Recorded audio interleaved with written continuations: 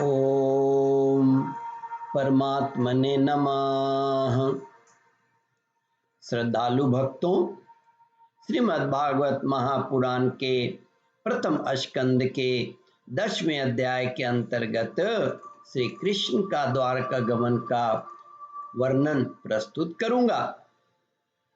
शौनकाजी ने सूत जी से पूछा, धार्मिक शिरोमणि महाराज युधिष्ठिर ने अपनी पैतृक संपत्ति को हड़प जाने के इच्छुक आतताइयों का नाश करके अपने भाइयों के साथ किस प्रकार से राज्य शासन किया और कौन कौन से काम किए, क्योंकि भोगों में तो उनकी प्रवृत्ति थी ही नहीं। सूत जी कहते हैं, शौनकादि ऋषियों, संपूर्ण सृष्टि को उज्जीवित करने वाले भगवान श्री हरि परस्पर की कालहाग्नि से दग्ध कुरुवंश को पुनः अंकुरित कर और युधिष्ठिर को उनके राज सिंहासन पर बैठाकर बहुत प्रसन्न हुए। भीष्म पितामह और भगवान श्री कृष्ण के उपदेशों के श्रवण से युधिष्ठिर के अंतःकरण में विज्ञान का उदय हुआ और भ्रांति मिट गई।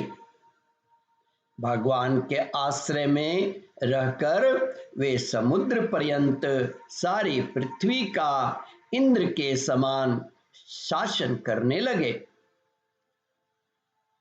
भीमसेन और उनके भाई पूर्ण रूप से उनकी आज्ञाओं का पालन करते थे।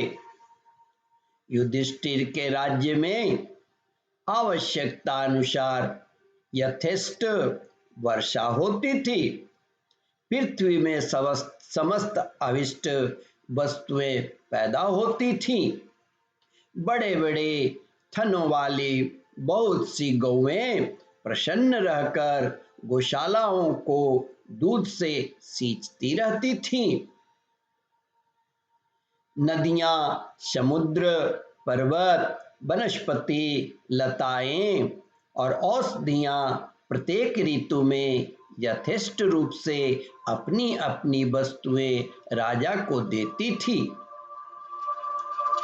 अजातशत्रु महाराज युधिष्ठिर के राज्य में किसी प्राणी को कभी भी आदि व्याधि अथवा दैविक, भौतिक और आत्मिक क्लेश नहीं होते थे।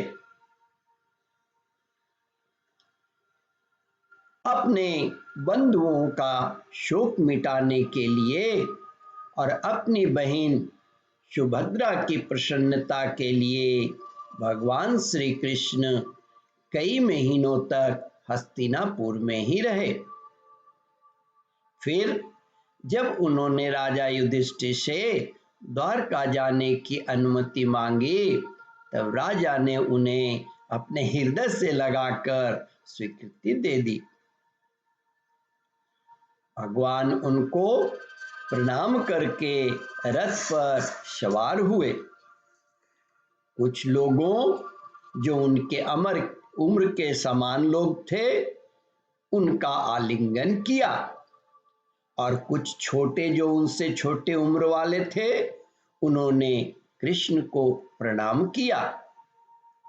उस समय सुभद्रा, द्रौपदी, कुंती, उत्तरा, गांधारी, धृतराष्ट्र, युयुत्सु, कृपाचार्य, नकुल, सहदेव, भीमसेन, धौम्य और सत्यवती आदि सब मूर्छित से हो गए थे। वे सारंग पाने श्री कृष्ण का विरह नहीं सह सके। भगवत भक्त सत्पुरुषों के संग से जिनका दुसंग छूट गया है, वह विचारशील पुरुष भगवान के मधुर मनोहर सुयश को एक बार भी सुन लेने पर फिर उसे छोड़ने की कल्पना भी नहीं करते। ओम परमात्मने नमः। श्रद्धालु भक्तों, इस कथा को ध्यान पूर्वक श्रवण, मनन और इसका चिंतन करें।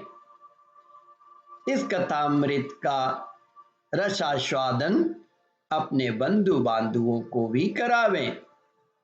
इस वीडियो को लाइक, शेयर और सब्सक्राइब करें। ओम परमात्मने नमः।